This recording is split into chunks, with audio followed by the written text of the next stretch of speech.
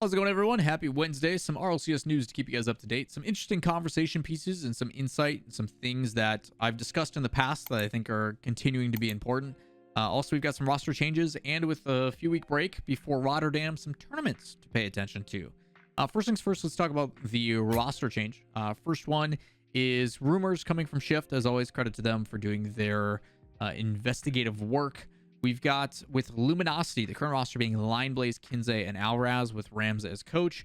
Have not had the greatest results so far. You're talking particularly in the fall split. They qualified for top 16 once in the fall open, and since then have not qualified. So you're talking one top 16 result, and outside that, not making it through the qualifiers that are the double elimination process. So they've had some pretty tough spots. They're sitting in like 18th place overall right now. Expected to make a change. Obviously, some conversations that then leads to with a report from Shift saying that Kinsey is set to be removed from the Luminosity gaming squad.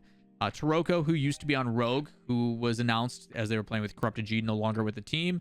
Zenil, who, again, that Dark Zero team, making some changes potentially. And Delta of Dignitas potentially also making changes, which means 3 rosters, potentially maybe 4, up for conversation. Rogue looking for a spot, potentially Dark Zero trying to do a rebuild. You also then have Luminosity themselves and the concept of what is now Dignitas potentially making those changes. So Luminosity, Dig, Rogue, and Dark Zero are the 4 that you want to think about. So there is some potential options of what these may come to be. There's been some conversations of results, and all these teams kind of lie in that same spot. The one of the best situation right now is obviously Dignitas, as they have made every single event, both in the Open, the Cup, and the Invitational. But that even still does not guarantee them a spot in the Fall Open. So some pretty interesting conversations of how that all applies and the way that teams get in. They're still going to play through a close qualifier, but you're talking already during the offseason, even though it's not technically the offseason, is teams preparing for that winter split. I wouldn't be surprised if this upcoming trade window is a pretty crazy one and a pretty hectic one, especially if teams do not perform well at the major, because that is kind of the last chance that they have to make that really big move, to have some time to rebuild and grow and change their play style and get used to and accustomed to what that new player may be. So a lot of eyes going to be kept at the top. Who the heck knows what's going to happen with Energy, as the rumors with Furia were a thing. We'll have to wait and see on how that all applies, because there's a lot of teams that are in that, I would say, like 7 to 12 spot that may want to do some shifting around. So keep that in mind. The next one, which is more of an important conversation. If you guys haven't seen me in the past, I talk about how I had a controversial opinion, because I know a lot of people would disagree with it, but the concept of wanting to change the age restriction limit for the RLCS. You don't know what I'm talking about? There's a video, if you guys go check out in my search option, age restriction, there should probably be a link to it somewhere up here. But that kind of stuff basically details the concerns I have about having a 15-year-old age limit and potentially changing that to 17 or 18 with a grandfather clause that, say, by 2023-2024 season, you are 15, you're allowed to compete. Anybody after that, you have to wait a little bit longer. I think those things have been shown to be done in Valorant recently, and could help change and fix a lot of some of the issues. It's not going to ever be perfect, but definitely some major concerns.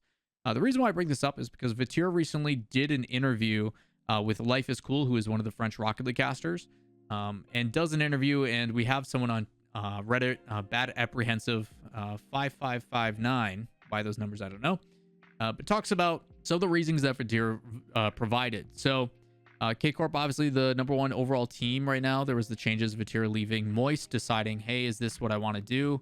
I want to go to a team that's able to grind and commit, and I don't want to have to go to game 5 or 7 every single time, which I think is totally understandable, but talks about the difficulties of deciding to drop out of high school, which has actually happened quite a bit. A lot of players have either done at homeschooling or found ways to graduate early, or just dropped out completely and gotten their GEDs instead. And he talks about this. Conversation begins in a VOD, and he talks about thinking about the decision for a while, and when he started to earn actual money in Rocket League, where he could turn it into a career.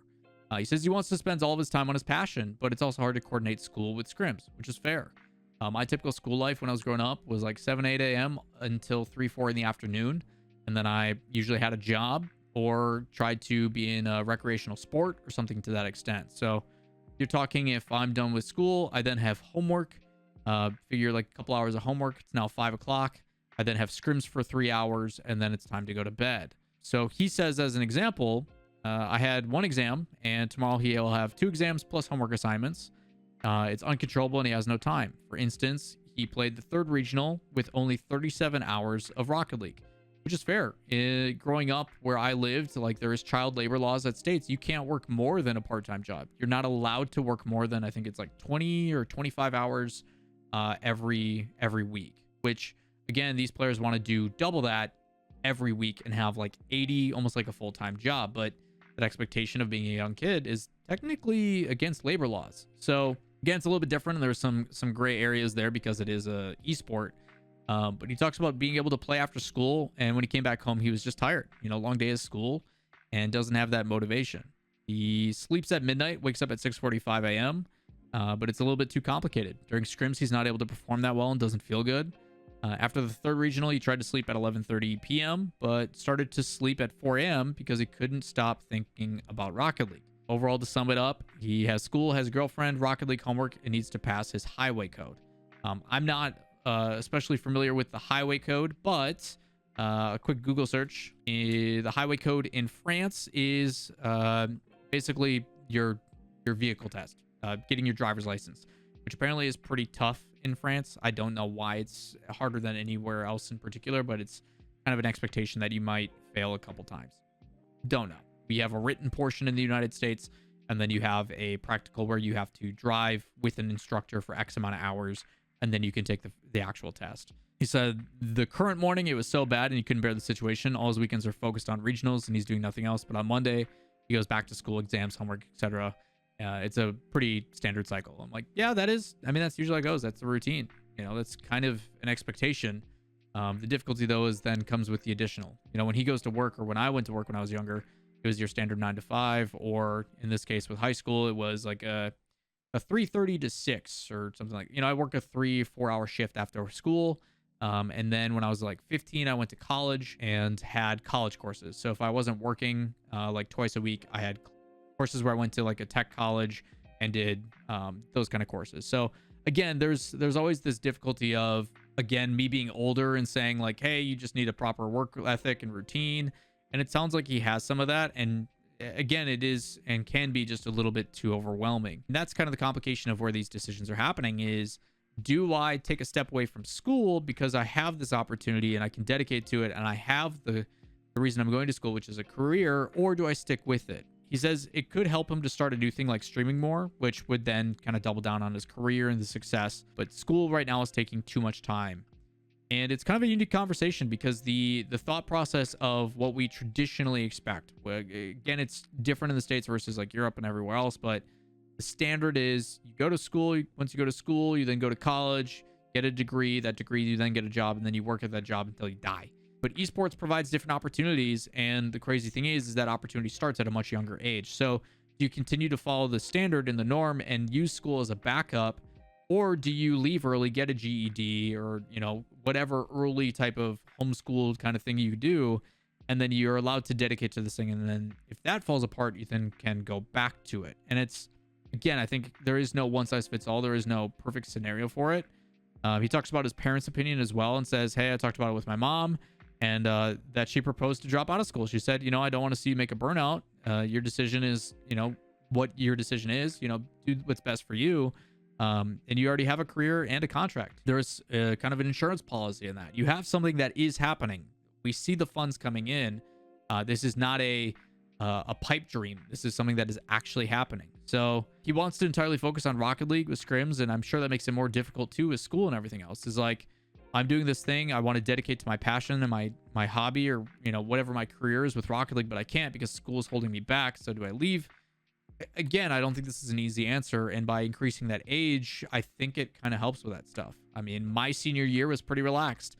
I had a late start, early release, long study hall. My electives weren't that crazy. I pretty much had 3-4 classes a day tops, which allowed me then to focus on the college stuff. It allowed me to focus on the intramural sports and, being in a select team and a travel team for soccer and all that kind of stuff. So by increasing that age, again, I'm still going to advocate for it, even though it may make some upset. But I do think it helps with a lot of the issues, but I do not think it's a perfect solution either. Talks about how he needs to pass some tests and stuff as an external candidate, and He will not have school at home because he'll be too focused on Rocket League and not on homework, which again is, I'm glad that he's admitting that to himself, that if I do homeschooling, I'm probably just going to commit to the other thing. I don't have the ability to limit myself because I'd much rather do this than the school.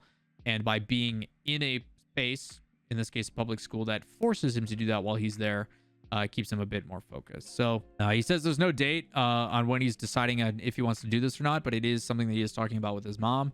And it could be either this week, next week, or otherwise. Better to decide now than let it last longer and have it be a waste of time for everyone involved. Even though he has an overall age of 15 to 20 and KC has made many finals and is the first EU team, he doesn't feel good now. It's too much for him. So I commend him on talking about it and being upfront with him being overwhelmed by the scenario. But again, it is not something I envy at his age and having to make that decision. I make the joke all the time. When I was his age, I went to school, played sports, and I tried to get Becky's number.